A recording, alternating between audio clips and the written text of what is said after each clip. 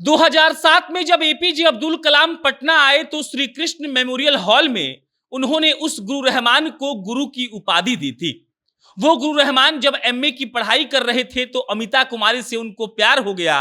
और उसके बाद जब उन्होंने उनसे शादी की तो एक दो बार छोड़ दीजिए, गुरु रहमान पर 3 बार गोली चल गई।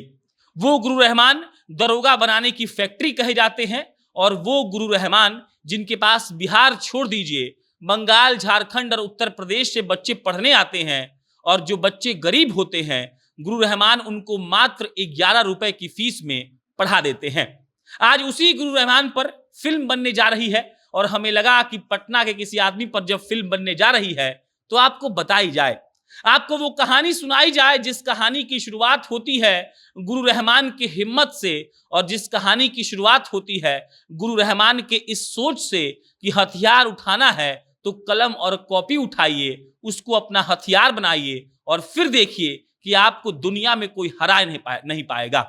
गुरु रहमान की कहानी बहुत शानदार है और इसी कहानी को बड़े पर्दे पर अब दिखाया जाएगा। गुरु रहमान ने खुद इसकी जानकारी दी है और उसके बाद जब उनके बारे में अलग अलग मीडिया हाउसेज में छपने लगा तो हमने सोचा कि चलिए जनता जंक्शन भी आपको उस गुरु रहमान की कहानी सुना दे जिस गुरु रहमान ने हथियार को कलम और कॉपी माना है। उस गुरु रहमान ने अपनी प्रेमिका से शादी करने के लिए 3 बार गोली खा लिया और उस गुरु रहमान ने कई बच्चों को मात्र 11 रुपए लेकर दारोगा बना दिया।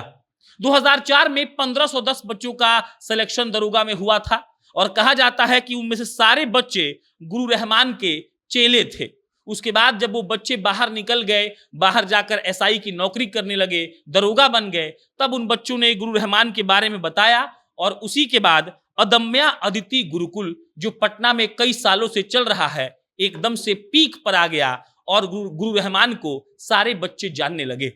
गुरु रहमान उन सारे बच्चों से मात्र 11 रुपए की फीस लेते हैं जिनके पास पैसा नहीं है। 2004 में हमने आपको बताया कि 1510 बच्चों का सिलेक्शन हुआ था और उसी के बाद 2007 में जब पूर्व राष्ट्रपति एपीजे अब्दुल कलाम बिहार आए थे तो श्री कृष्ण मेमोरियल हॉल में उन्होंने गुरु रहमान को गुरु की उपाधि दी थी।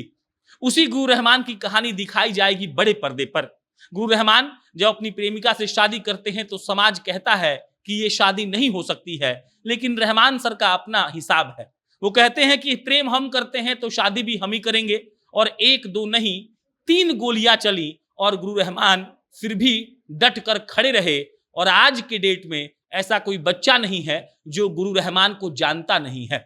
उनके हिसाब से अगर आपको सब कुछ खत्म करना है, अगर आपको अपने गरीबी के बंधन को तोड़ना है तो सिर्फ और सिर्फ पढ़ाई एक ऑप्शन है। अगर आप पढ़ लेंगे तो आपको आगे बढ़ने से कोई नहीं रोक सकता। उसी गुरु रहमान के बारे में जब फिल्म आएगी तो ये बताया जाएगा कि गुरु रहमान के पढ़ाए हुए बच्चे आज हर थाने में हैं और रहमान सर बड़े फक्र से कहते हैं कि मन करेगा तो थाना बंद करवा देंगे, लेकिन हम ऐसा करेंगे नहीं क्योंकि हमारे बच्चे भले वहां पर हैं लेकिन हम यही मानते हैं कि वो अपनी मेहनत के बदौलत वहां पर पहुंचे हैं। रहमान सर कहते हैं कि हम बजरंग बली के बहुत बड़े भक्त हैं। एक बार हमारी उनसे मुलाकात हुई थी, हम लोग किसी ओपनिंग सेरेमनी में गए थे। रहमान सर ने कहा कि रोड़ी क्यों नहीं मंगाए हो और हमें एकदम से ताज्जुब हुआ कि ये कैसा मुसलमान है जो कह रहा है कि रोड़ी क्यों नहीं मंगाए हो। उसी वक्त उस कार्यक्रम में रोड़ी मंगाई गई। गुरु रहमान को मैंने खुद टीका लगाया था और मुझे याद है रहमान सर टीका लगाने के बाद एकदम से खुश हो गए थे। रहमान सर पर फिल्म बन रही है तो हमको लगता है कि बिहार के लोगों को गर्व होना चाहिए उस आदमी पर जो आदमी 11 रुपए का दक्षिणा लेकर, वो दक्षिणा ही होगा, दक्षिणा लेकर आदमी को दरोगा बना दे रहा है। गर्व होना चाहिए ऐसे मास्टर पर जो मास्टर कह रहा है कि देखिए हथियार उठाना है तो कॉपी और कलम को हथियार बनाइए, और गर्व होना चाहिए ऐसे मास्टर पर जो बजरंग बली का भक्त है और कहता है कि छोड़िए ये सब, अगर हमको जीना है तो सिर्फ अपने बच्चों के लिए जी रहे हैं। बाकी गुरु रहमान जैसा मास्टर बहुत कम मिलता है, उनको मास्टर मत ही कहिए, गुरु ही रहने दीजिए, क्योंकि जब एपीजे अब्दुल कलाम ने उनको गुरु कहा था तो हम तो बहुत अदने से हैं और उन पर जो फिल्म आ रही है हम कोशिश करेंगे कि उसके बारे में जैसे कोई अपडेट आएगा आपको हम बताएं, आपको बताएंगे कि उसमें क्या क्या दिखाया जाएगा, कौन सी फिल्म आएगी, कब कब आएगी। शुरुआत में बस ये अपडेट रहा था कि उन पर फिल्म आ रही है तो हमने सोचा कि उनकी कहानी आपको बताई जाए और बाकी धीरे धीरे बताते रहेंगे। धन्यवाद।